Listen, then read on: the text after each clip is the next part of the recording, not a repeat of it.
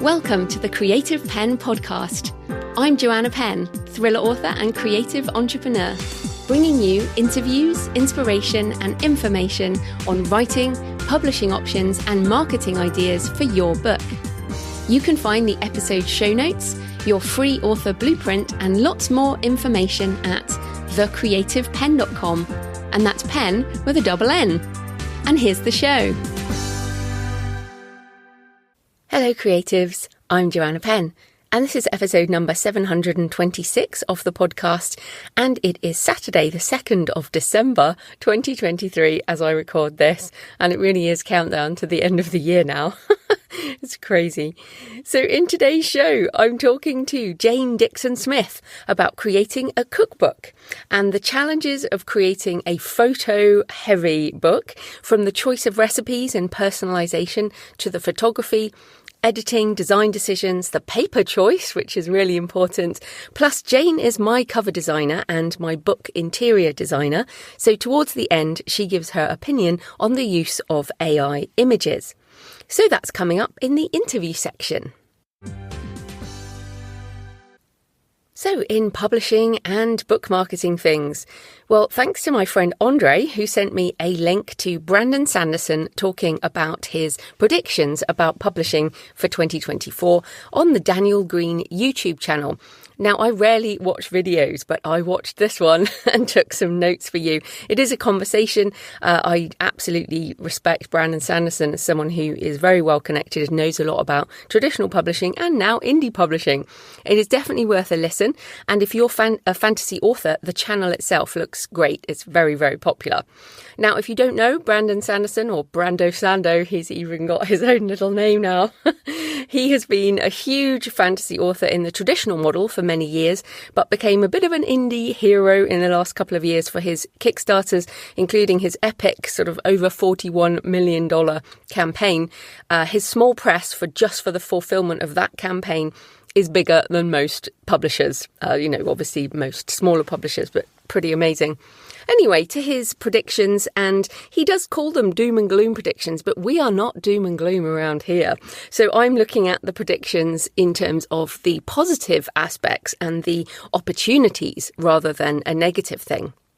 So first of all, he talked about subscription models being pushed more within publishing, KU and other things for ebooks, Spotify for audiobooks, amongst many others. And all of these, he says, push down royalty revenue for authors. Now, as I've been talking about for probably a couple of years now, is that we need to use the subscription models where they're wide. I mean, I'm wide. There's plenty of subscription models for wide authors, and we can use them for getting audiences to find us. So use them for discoverability. They don't need to be the main source of revenue. And many people, one of the reasons that a lot of people are talking about going direct now is because even the KU payments have started to dip. So for many people, looking at other forms of income is important. So yes, for me, subscription models being pushed are inevitable for digital products. And again, this underpins the importance of beautiful physical products. So I don't think this is a surprise, but it is interesting that it's kind of being talked about at a higher level.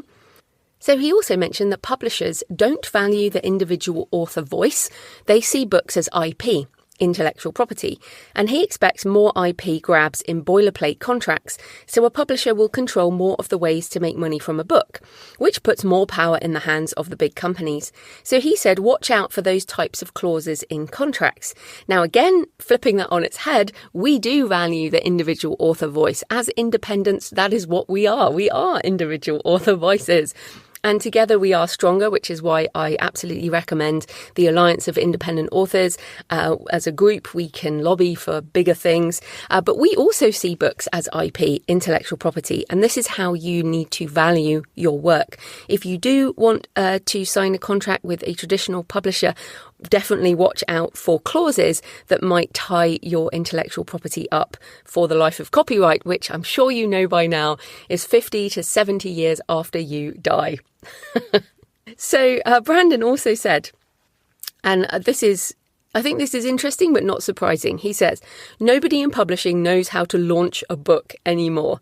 It's never been harder to launch a new author.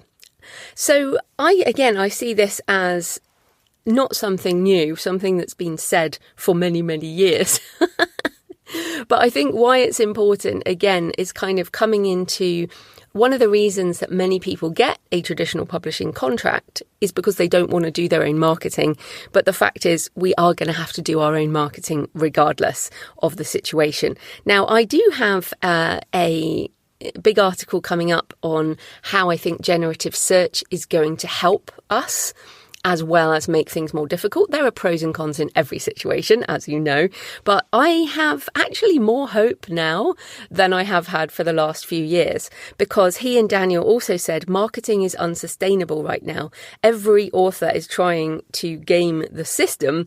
There is a big problem with Amazon having moved to an ad-based model. Authors will pay, and this is what Brandon said, authors will pay way more for ad space to buy a dream. And that those are the people you're competing with. And I thought that was really interesting, because that is definitely true.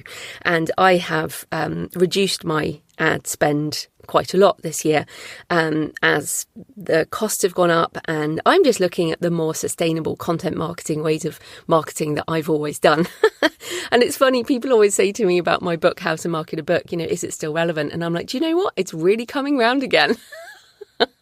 So that book only has one chapter on paid ads, and most of it is on other things. And it feels like all the other things are coming round again. We've had a sort of big ad-based model for years, but now it's changing, I think. Paid ads are still important, and I certainly still do paid ads, but they're not everything anymore. So one thing that hopefully will encourage you is they did say that AI is going to shake things up. There will be good things and bad things, but AI didn't even make Brandon's list of worries. He said, "Do we care if AI can write books better than humans? No, we don't. The human touch makes a connection." And that's exactly my point. Use the tools to make your books better and to help with your marketing and all of that kind of thing. I don't care at all that AI can probably already write books better than me. And if you've been using ChatGPT recently and the GPTs where you can really fine-tune your writing, it's quite extraordinary. But as we said, it doesn't matter. Brandon said it doesn't matter. And I totally agree with that. We can use the tools to make our work better, and we have the human touch. So one of the big things he said, and obviously this is his model as well, is do not sell special edition rights. So if you are signing a traditional contract, keep special edition rights to yourself. He said they are the vinyl of the book industry. He said you might even use New York publishing as a loss leader, and then make a living when royalties go down to like $1 by doing signed special editions. Get 1,000 fans to pay $100 each for your books. That's a living wage. Give fans something they love. And this is exactly the Kickstarter model, the selling direct model that a lot of us have been talking about, and I'm definitely moving into. So yes, more on that in my 15-year pivot episode, which is also coming up. Basically the rest of December is all solo episodes for me. So I've got loads of work to do. But yeah, things to say. Lots of things to say. So in that, another friend of mine, Alistair, sent me a podcast also on this topic. Author and photographer Craig Modd on the Long Form podcast. So that's the Long Form podcast, which is quite interesting. Talking about his new book, Things Become Other Things.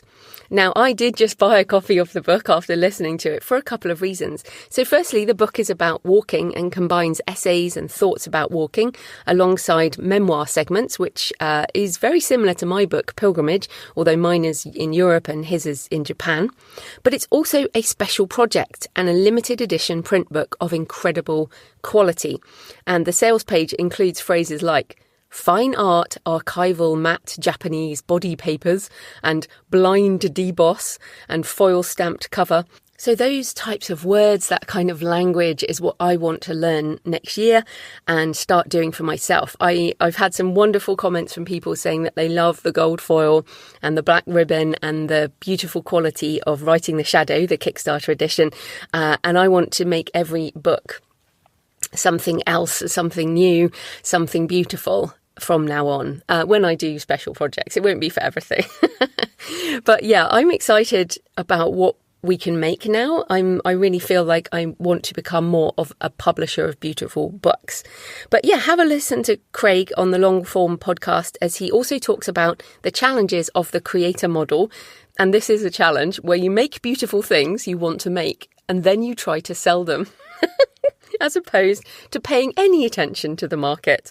But then he has also licensed a version of this book to a major publisher who only became interested after they saw what he had made. So these things, and also he talks about basically he has a subscription model which pays for his living expenses so he can do these beautiful books. And again, I'm kind of moving into that with my wonderful Patreon community. So yes, I think there are other ways to do this living, and I think listening to Craig was interesting.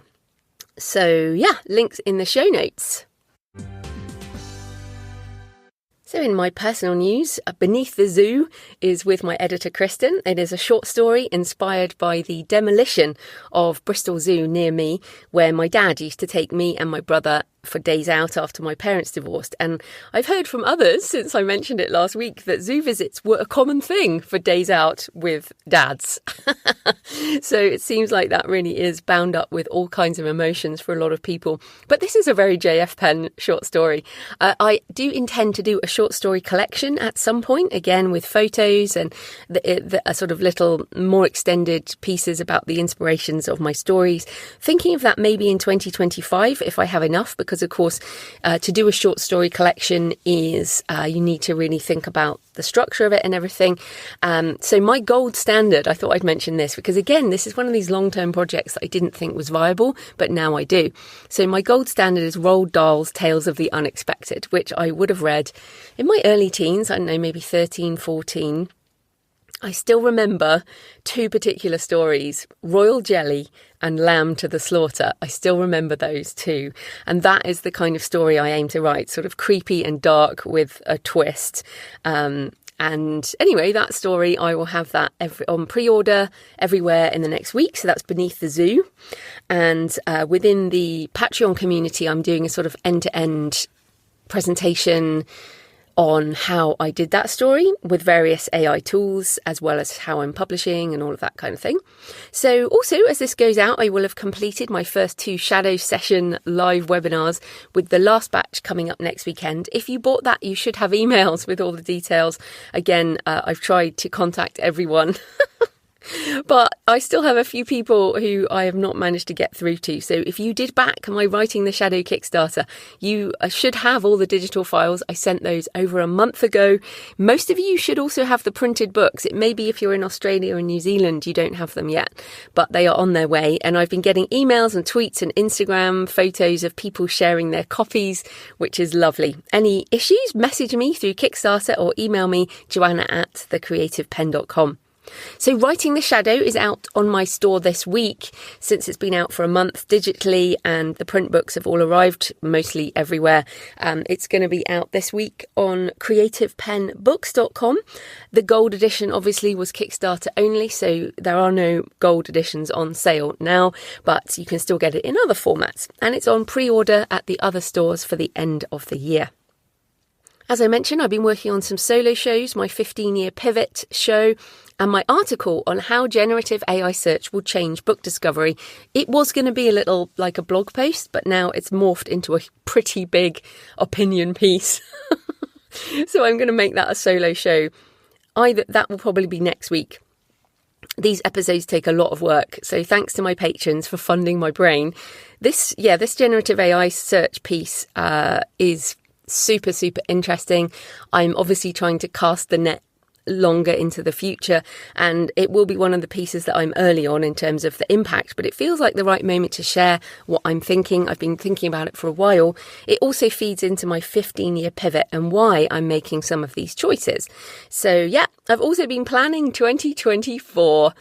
If you would like a wonderful, relaxed conference in a beautiful city, I will be speaking at 20 Books Spain in Sevilla, on the AI-assisted artisan author. there are a limited number of tickets to that conference. So if you want to come, it was definitely one of my favourite conferences this year, perhaps ever, in fact. So I'm looking forward to going back. I almost moved to Spain in the 90s and I feel very at home there.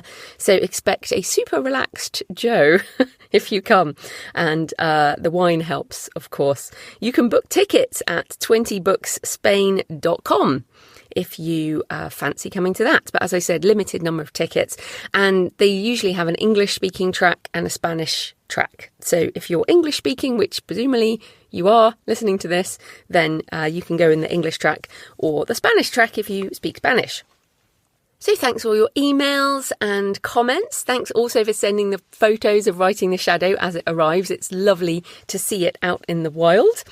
So on Michael's subscription interview, at Burley63 says, so inspirational. It was fantastic listening to two futuristic authors sharing their knowledge.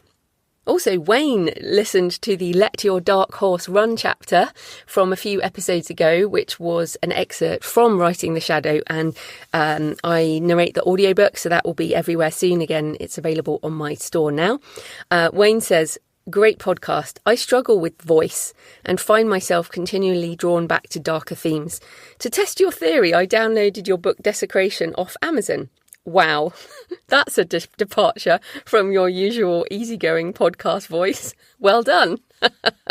And that did make me laugh. Yes, J.F. Penn is different to Joanna Penn. It is definitely a different side of me, and Writing the Shadow feels like the book that links the two together. So thank you, Wayne. So please leave a comment on the podcast show notes at thecreativepenn.com or on the YouTube channel, or email me, send me pictures of where you're listening, joanna@thecreativepenn.com. I love to hear from you. It makes this more of a conversation. So today's episode is sponsored by Draft2Digital, and I will play a word from Kevin in a minute. Now, I use Draft2Digital for ebook distribution, specifically for libraries, as well as Nook and even Apple now for many of my books, as well as payment splitting for The Relaxed Author with Mark Leslie Lefebvre. And they also do print books, in keeping with the spirit of this episode, although Jane also talks about the ebook version of her cookbook, and we talk about the delivery charges for that, so we go into all kinds of things. But yes, Draft2Digital, fantastic partner for indie authors, also has really great customer support, which I know is important for many people. So this type of corporate sponsorship pays for the hosting, transcription and editing, but my time in creating the show is sponsored by my community at patreon.com, patreon.com/thecreativepenn. As a patron, you get access to the monthly Q&A, which I will be doing in the next few weeks for December. And it's basically an extra solo show, and you can download the backlist as well. I'm also now doing videos behind the scenes on various AI tools and different parts of my author business, as well as mindset and all of that. This week, we have one coming, a demo from Jay Thorne on how to use ChatGPT to research reader archetypes and generate content for your email newsletter in your author voice. One of the big challenges for authors, of course, is getting those emails out in terms of what do we even say to people. So this will help. So basically, I'm trying to turn my Patreon into a really useful resource for authors, and it is now a monthly subscription, the equivalent of a black coffee a month or a couple of coffees if you're feeling generous. So if you feel you get value from the show and you want more, come on over and join more than 800 authors now. Thanks to all the patrons who've been supporting the show for years and months, and thanks to new patrons. You are fantastic. I'm so glad you find the show useful after all these years. Thanks to new and returning patrons this week: Zoe, Kerry, Christine, Ty, Alexandra, Matt, Alison, Juliet, Anne, Violet, Jolie Sue, Sylvia, May Britt and Moose. You can join the community and get lots of extra information and inspiration, as well as supporting the show at patreon.com, patreon.com/thecreativepenn. Right, here's a word from Draft2Digital, and then we'll get into the interview. Hi, this is Kevin Tomlinson with Draft2Digital. Ebooks are amazing, but there's just something about having your book in print. The crack of the spine, the weight and feel, the smell. Everybody loves a good paperback. And that's why we built D2D Print.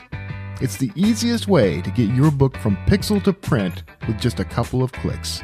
We take care of you with free layout templates and formatting, and we can convert your ebook cover into a full wraparound print cover automatically. And if you run into trouble, we're just an email away with all the author support you've come to know and love. Come check out D2D Print and all the cool tools we've built for you. Find more at d2d.tips/creativepen. That's pen with 2 N's.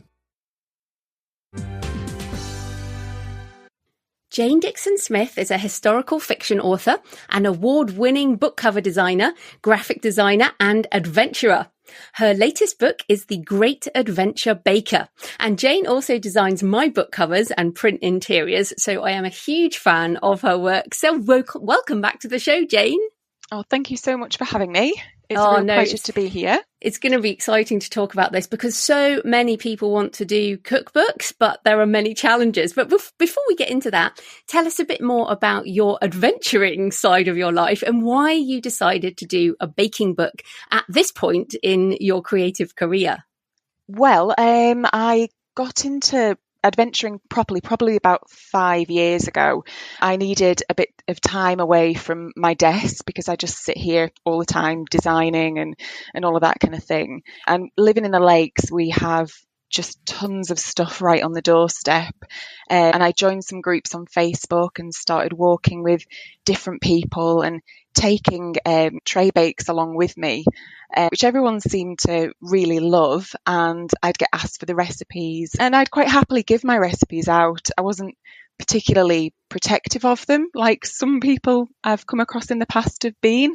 So I just quite happily send the recipes to people and they can make them themselves. But taking the bakes on adventure days meant that I didn't get fat. It's one of those, you burn the calories off so you get to eat the cake. So it was kind of guilt-free baking for me. And then last year, my mum passed away at the beginning of the year. And I think that was the spur really for me to actually do a book on baking. I'd thought about it in the past, but I didn't have a real reason to do it. And I thought there's so many baking books out there and none of them, you know, why would I do one? But when I combined it with the fact that it was aimed at people going into the outdoors and I could include some of my mum's recipes as well and dedicate it to her, that's what really sort of got me going with it. And obviously it's quite an easy thing for me to do in terms of already being a book designer to actually put it all together. Yeah, I mean, I think you're right. The family reasons, a lot of people hand down recipes. I know some of your mum's recipes are in there as well as your own. But just wanted to come back on the adventuring. So you mentioned the lakes. So for people listening, that's the Lake District in the UK. But can you also maybe comment on how getting away from your desk, doing the adventuring has helped your creative side and how being active plays this really important part in your life now? Because it does seem like this is so important to you. Yeah, I think it's just getting that balance right of spending time sedentary at your desk and also spending time doing something really active, and especially getting outdoors when I sit inside all of the time.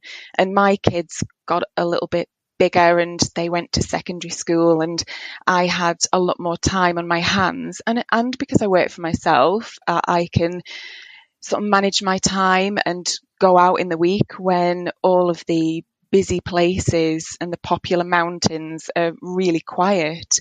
So that was a really nice aspect of it. But I've got up to Scotland, do a lot in Wales, even got out to the Alps last year as well. So it's sort of really taken on a life of its own.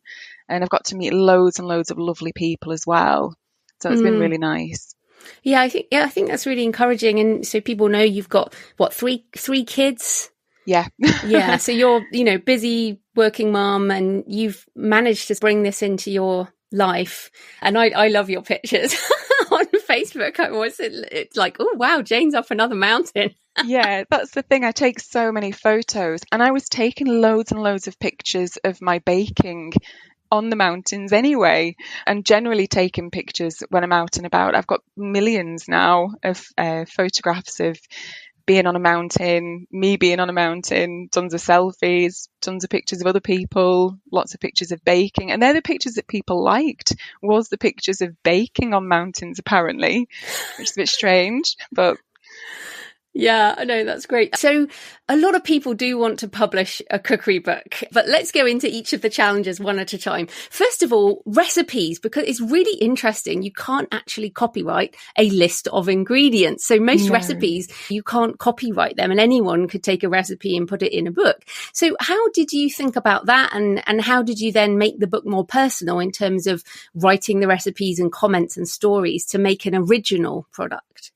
Yeah, I mean, the recipes themselves, the ones that I've either adapted or have been passed down to me, and I don't always know exactly where they've come from. But you're right, you can't copyright the actual list of the ingredients, and you obviously can't directly copy the written aspect of the method, but you can obviously write the method as you would do it. And also I tweaked recipes from those that I'd been given or handed, changed different things. Obviously, I tried all of the timings myself, tweaked timings. So they are sort of like probably not original set of recipes, but they're certainly tried and tested ones that I've been doing for a very long period of time. And I also wrote short intros to each of the recipes about what they mean to me, little tips, places that I'd taken them, where they came from and why they mean a lot to me and that kind of thing. So I'd included that as well. And obviously I did an intro about why I'd done the book and what it meant to me. So there's a lot of sort of little personal bits and pieces in there, not just a list of ingredients and a method. Yeah, and I think that is so important with any non-fiction book these days, but certainly the reason why people have so many books of cookery books, and you've probably got tons of baking books, right? Yeah, millions. Exactly. And so this is what's so great about a cookery book and a baking book. And many of these books, people will buy lots of them, but they want those stories. It's like, it's not just another flapjack, it's personalized. Yeah. Plus, it's a flapjack I've made a lot of times. So it's definitely it's a really a good delicious flapjack. yeah, it's definitely a good flapjack. Yeah. Oh, and we should say, in case people do want to get the book, The Great Adventure Baker, that these aren't things that you were baking out on the mountains. You were baking them at home. So this is based on home cookery. It is, yes. It's not just something that you need to take on an adventure. You could take it anywhere. You could take it to a picnic. You could just have it at home. I adapted all of the recipes. Some of them originally, my recipes I had at home would be for sort of like round cakes in a round cake tin and things like that. And it's not really packable for taking out. So I converted them all so they're like tray bakes. So they're easy to stick in a Tupperware container basically and take with you wherever you're going. So that was another aspect of it. I had to convert them all. There was other recipes that I had to convert. There's one of my mum's in there, and you can apparently buy tins of condensed milk in kilos, which is probably not very good for you. But she'd made them at farmers markets, so she was making lots and lots. So I had to work out the quantities for bringing it down into just a normal size domestic tray bake as well. So there's bits and pieces like that in there that I've explained as well. So I did wonder about how the editing process would work with a book like this, because, I mean, you could send it to an editor for just the words, but explain how the editing works in terms of, I guess, testing the recipes and stuff like that. So I pulled all the recipes together and typed them all out ready to be in the book. And then to photograph them, I made them from the recipes that I typed to make sure that the quantities were right and that my method was right. I'm not very good at remembering my own recipes, so I always do it from a printed out recipe, a written down recipe. So I made them, I typed them out, had them ready, set out in InDesign, and then I made them all to photograph them. And then also I got my kids to make them from the book as well. before it went on sale to double check. So William and Alexander especially have been stood in my kitchen with the book making things out of it. So I knew whether things worked or not. But yeah, it's a little bit different because there's different things that you've got to check for. And my editor Barbara, who I employed after that, was really good as well for spotting things. So they're all sort of tried, tested, and then tried again before it went to print. Yeah, I think that's a really good idea. I mean, although your sons are good at baking, I mean, probably someone like me who never ever bakes might have more challenge. But even I was looking at these recipes going, these don't look too hard. No, well, none of them are particularly difficult. I did have to be mindful of making clear the method. It's funny because I bake all the time. I think I take for granted that people just know what you're talking about when you write these things down. So it's actually just being like super duper clear in your step-by-step instructions so everybody can make it and you don't need any baking knowledge before you start. So that was something I was really careful about. So hopefully I did a good job.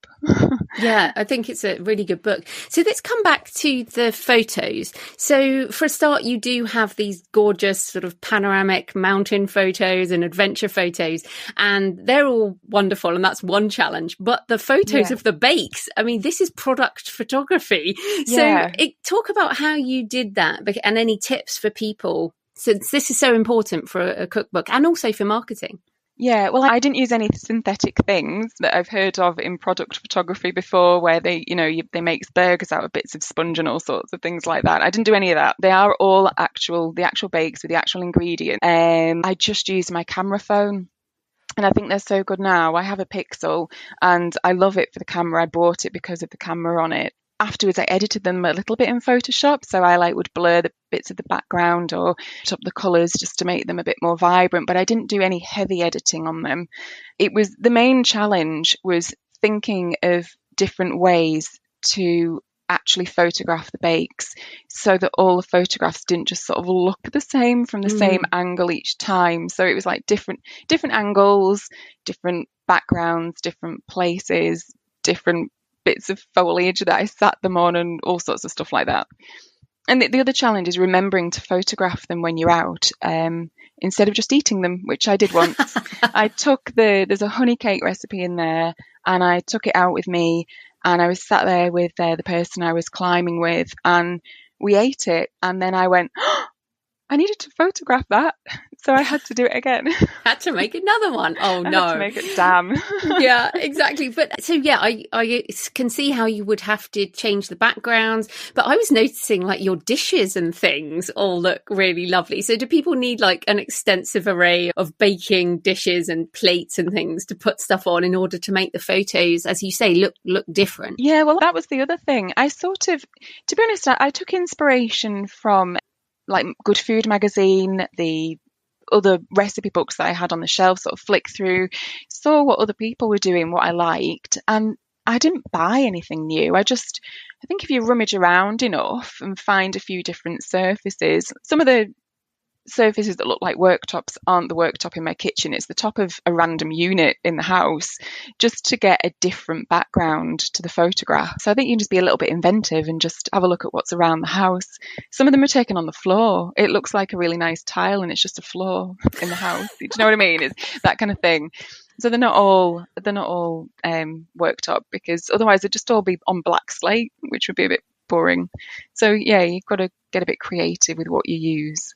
But I think this is really good, is that you just used your Pixel phone, as you said, and then you did do some editing in Photoshop, but I guess people could even use whatever editing stuff is on the phone, like different filters, as in you don't need any special photographical equipment or anything really, as long as you can be imaginative about how to do the angles, as you say. Yeah, to be honest, I just pulled the photographs from my phone onto my computer just because I found it easier to work like that.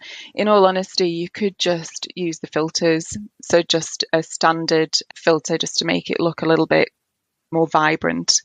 There's nothing particularly different about using Photoshop. than there is using the filters on your phone.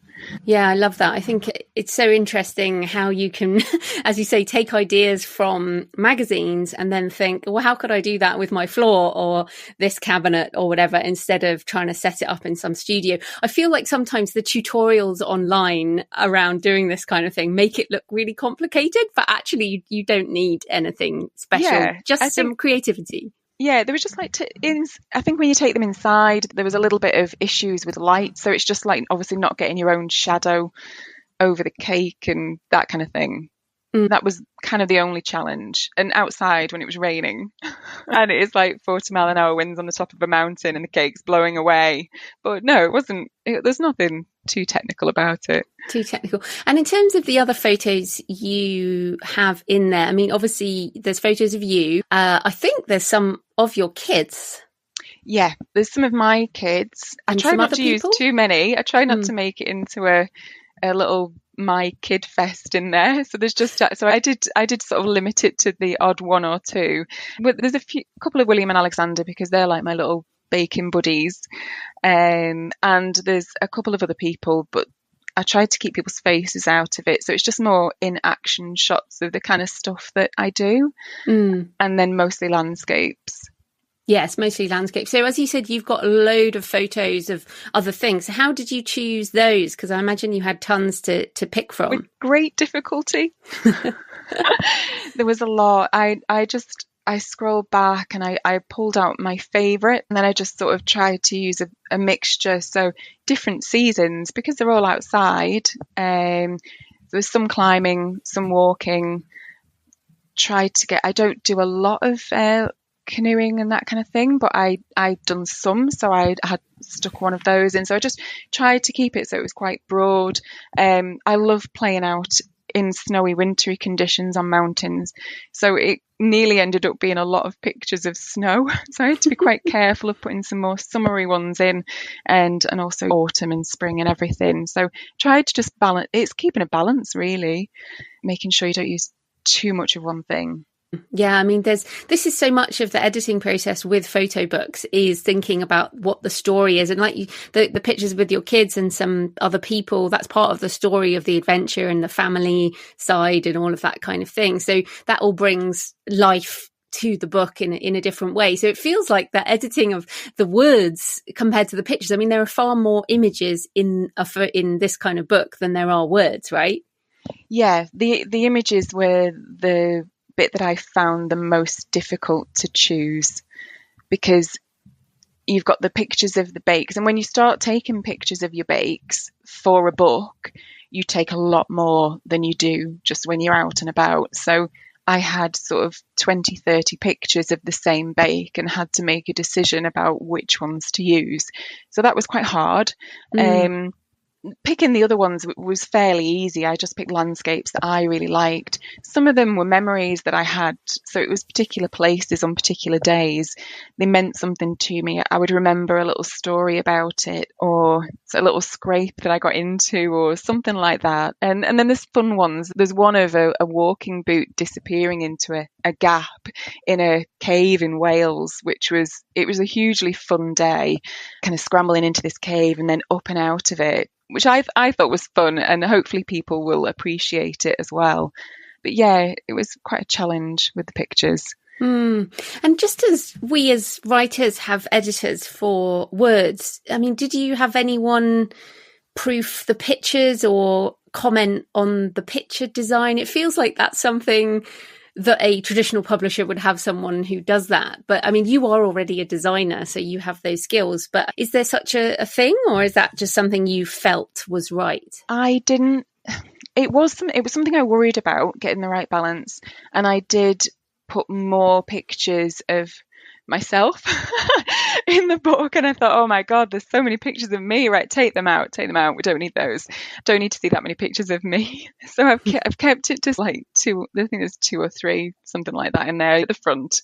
There's a picture of me as a little kid baking with my brother, and there's probably about 6 or 7, just because it meant something to me, so I put that with the 4. But no, I did ask a couple of friends to have a look and to see if they thought that the balance was okay. one of them was a writer and one of them was a mountaineer, and hoped that they would pick up on anything where I'd completely overdone a certain type of photo or whatever. And I also had to check with people, because there is one in there of somebody else's children. It's not obvious and it's only small, but I had to say, do you mind? Would you be okay with me including this?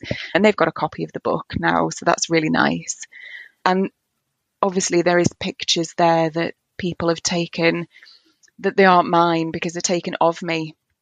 So they're friends that have taken them on our adventures, and obviously you've got to get permission to use those because they're not your own photos. So I did seek permission for them as well.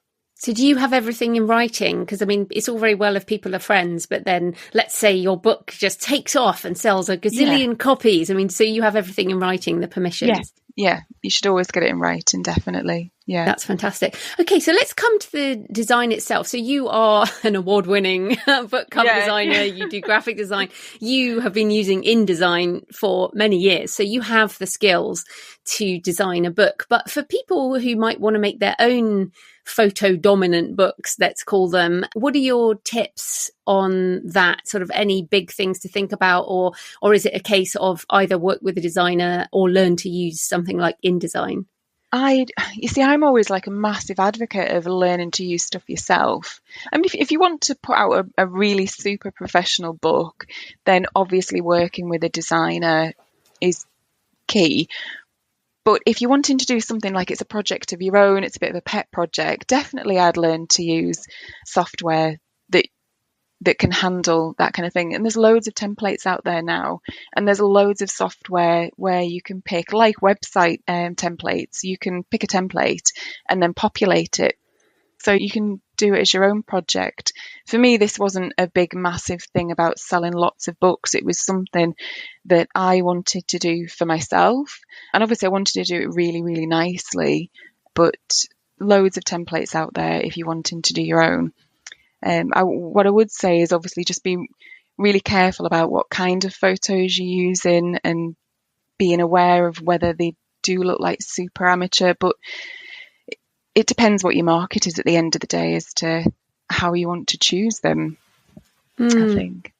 Yeah, I mean, you have obviously, we've been working together for like a decade now, I think, and you helped with my pilgrimage interior, and we did have some pictures for that. Although it wasn't massively design heavy, it was still, I found it very, very hard to choose the pictures. And then basically I just gave you all the pictures and you put them into the book in a way that looked nice.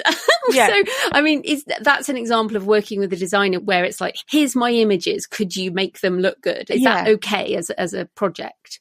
Yeah. I mean, it's obviously you can make like pages as collages and mix about. So like full spreads even. So you've got a big landscape picture running across 2 pages, always looks really nice, bled right off the edge of the page. And then other pages where you've got a collage. So it keeps it interesting. So you mix it up. So obviously I've got pages of recipes and then I've got pages of photos.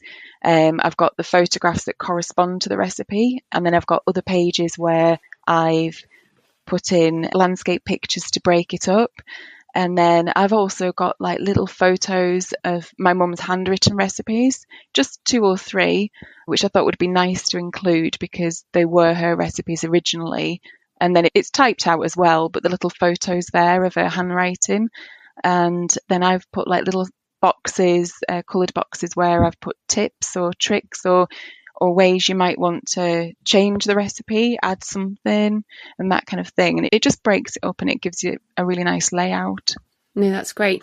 Okay, so let's talk about the publishing side, because this is, again, one of the challenges of a photo-heavy book is the choice around paper and around printing and distribution and cost. So can you tell us a bit about that, what choices you made there? Well, I wanted the book to be a really nice book, so I opted for a heavier weight colour paper because you've got different options when you print in colour.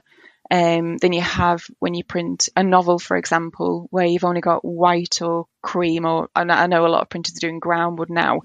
So with the colour books, you've got, colour, like a standard colour and then a premium colour. And I think they can be up to, like, depending on which printer you use, sort of 4 different grades of paper. So I opted for the nicest one because I wanted it to be really nice. And I ordered it with a dust jacket as well. So it's got the nice dust jacket over the top of the case laminate. So you've got your little flaps front and back as well, which I thought was lovely. So it's more expensive, but it does make a really nice product, I think.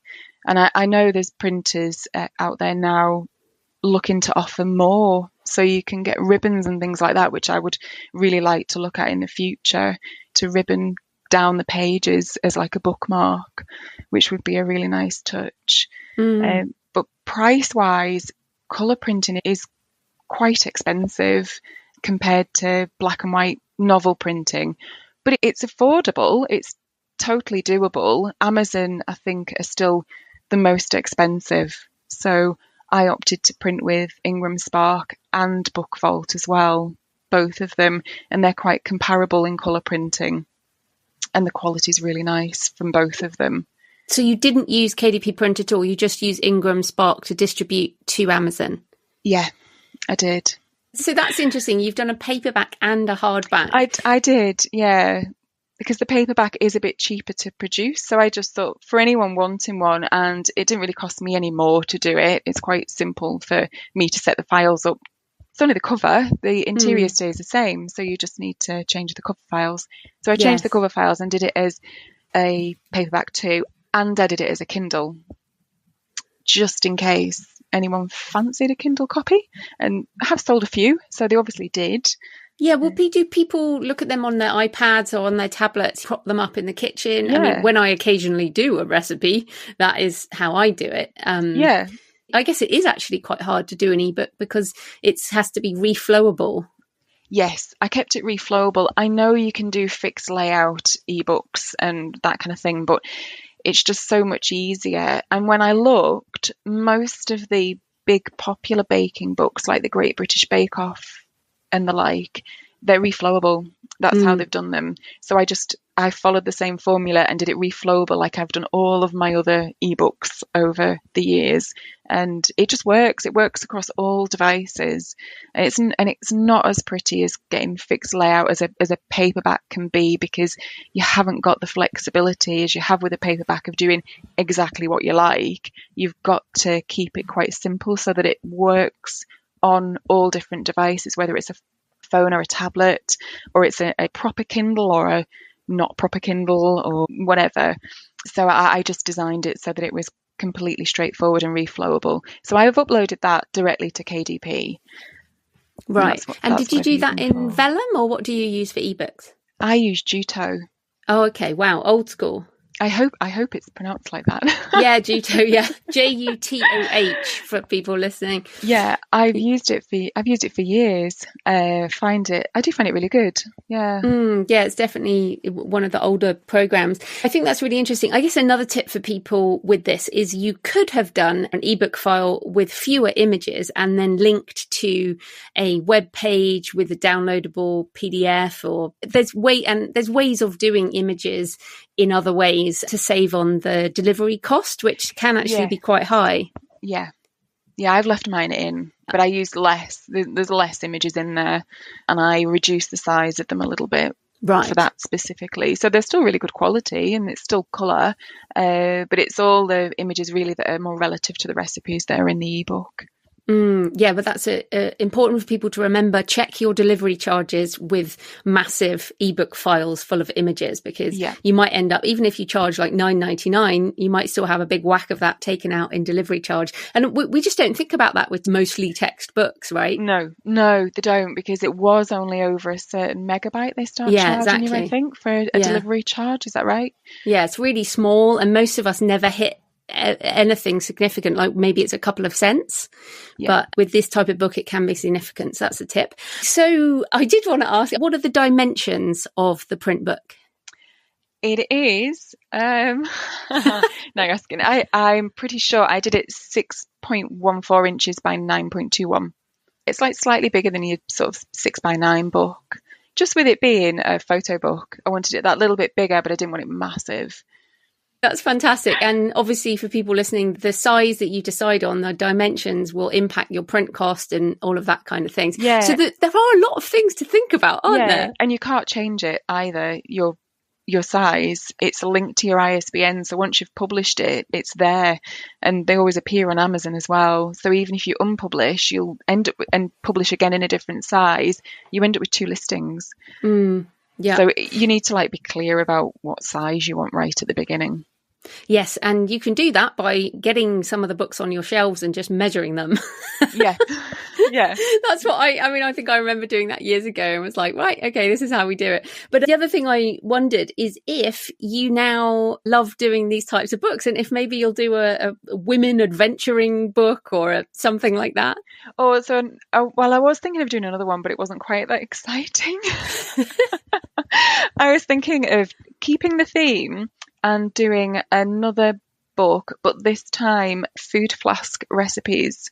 Ooh. So things that, because we all take like a food flask or just a normal flask full of like soups and stews and things like that. So I was thinking I would stick with the outdoor theme, and instead of it being cakes, it would be more savoury things to take out in the cold.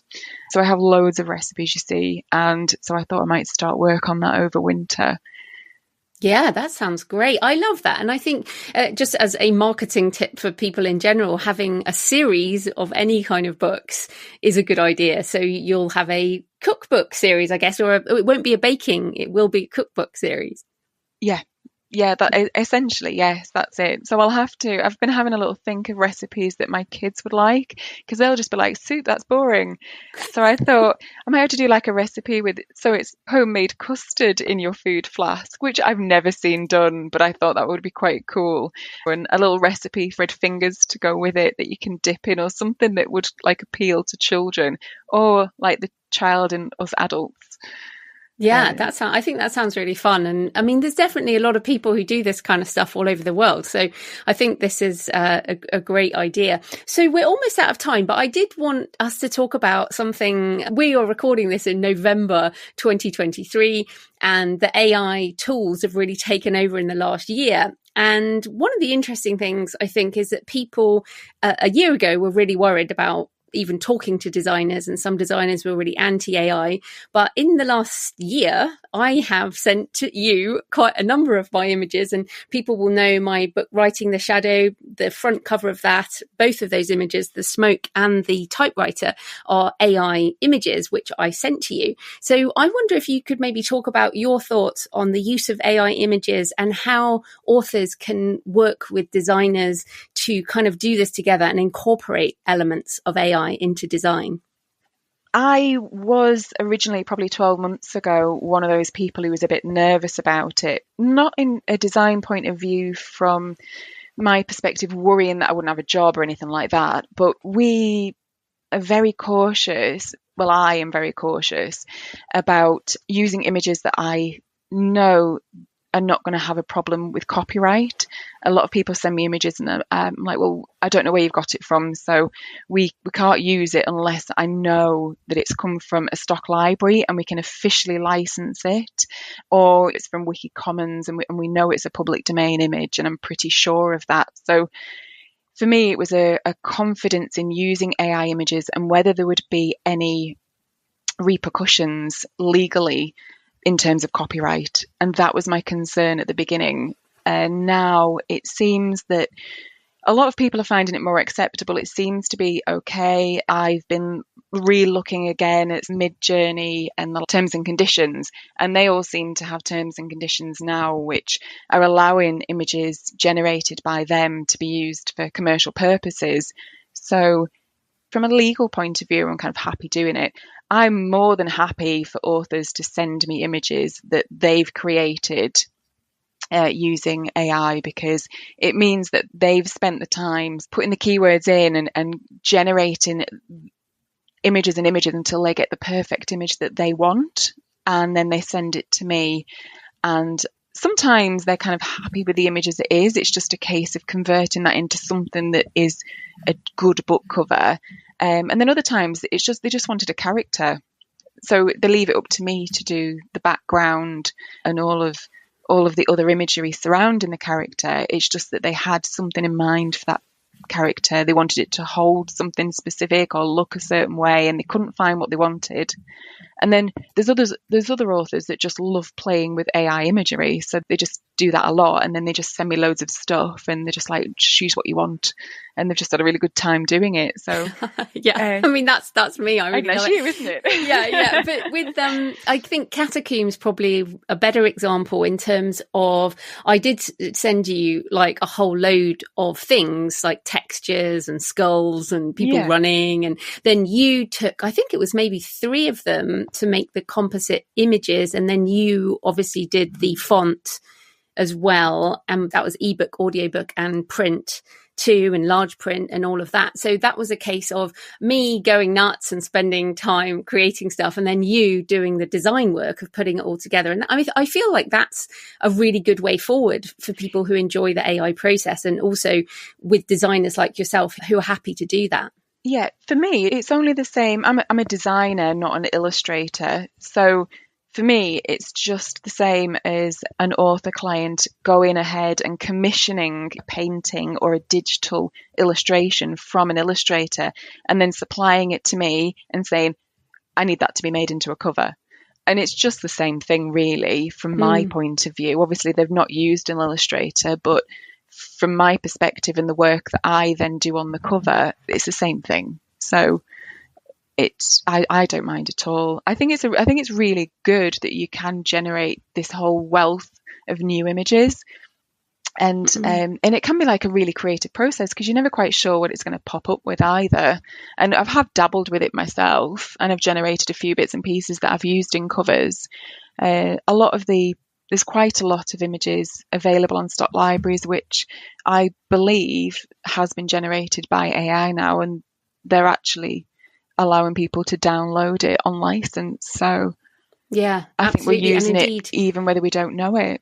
Yeah, and that's what I think too. I think given that Adobe Firefly and book cover designers are using Photoshop or InDesign or other Adobe products, it seems almost impossible at this point for people to be not using some form of AI. Yeah, no, that's right. I think even when you don't realise it, you're probably using it anyway now. It's in everything, isn't it? So yeah, exactly. And that's kind of how I feel like a year ago, it was all like, ooh, we can't do that. And now it's like, ooh, this is great fun. Let's just add it to our process. And it's good to hear that you're not worried, because obviously we're still working together. And even if I design amazing stuff or generate amazing stuff myself, I'm still my skill is not turning this into a book design or a book cover design. No. So I think us all working together in just more creative ways is very exciting. Yeah, it's just another way of working. And as I say, it's very similar for me to working with somebody who's employing an illustrator. With some of the time, I will brief an illustrator for a client, and other times they just engage with one and then supply me with the images afterwards. So it's just a very similar way of working to that for me. Fantastic. Well, exciting times ahead. So tell people where they can find the cookbook as well as everything you do online. You can find me at jdsmith-design.co.uk. That's my design website. And you can find the book at mybook.to/The Great Adventure Baker, and that will take you to various places. It's available online. Brilliant. Well, thanks so much for your time, Jane. That was great. Thank you. So I hope you found the interview with Jane interesting, and that it gave you some tips around photo-heavy books, and indeed cookbooks, since I know a lot of people want to make their own. And I have started planning my Gothic cathedral project, so it was great to hear from Jane about things to consider, because that will be photo-heavy. So if you're inside my Patreon community, I have a video coming this week, a demo on how to use ChatGPT for researching and writing the first draft of your email newsletter for fiction or non-fiction, which helps with the dreaded question of, what do I email my readers once they have signed up for my email list? That is a video demo and discussion with my friend Jay Thorne. And you can access everything at patreon.com/thecreativepenn. So next week I have a solo show on how generative AI search will impact book discoverability in the next decade. Something I've been researching and thinking about for a while and am almost ready to share. In the meantime, happy writing, and I'll see you next time. Thanks for listening today. I hope you found it helpful. You might also like the backlist episodes and show notes, available at thecreativepenn.com/podcast. You can also get your free author blueprint at thecreativepenn.com/blueprint. If you'd like to connect, you can tweet me at The Creative Penn or find me on Facebook at The Creative Penn. See you next time.